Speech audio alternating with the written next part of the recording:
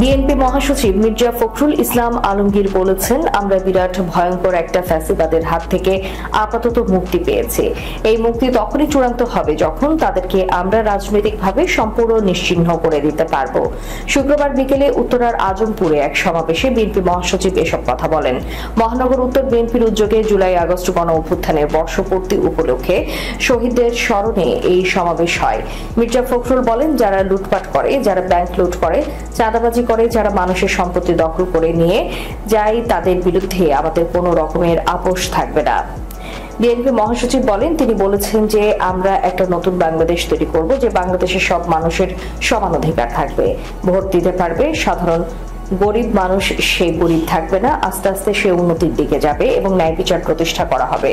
আগামীতে তারেক রহমান নতুন বাংলাদেশ গড়তে প্রান্তিক মানুষের জন্য ফার্মার্স কার্ড, স্বাস্থ্য কার্ড, ফ্যামিলি কার্ড ইত্যাদি যেসব পরিকল্পনা নিয়েছেন তার কথা উল্লেখ করেন মির্জা ফখরুল। এই সময় বিএনপি মহাসচিব বলেন, আজ একটা ভালো খবর আছে। কয়েকদিন আগে আপনারা দেখেছেন যে আমেরিকা আমাদের পণ্যের উপর ট্যারিফ আরোপ করেছে। ট্যারিফ কি জানেন?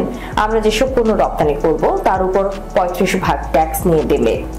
অর্থাৎ আমাদের যে জিনিসটার দাম 50 টাকা, ওটার সঙ্গে আরো 35 টাকার যোগ হবে। তার মানে 100 টাকার জিনিস 135 টাকা দাম হবে। ফলে আমাদের জিনিসটা আর বিক্রি হবে না।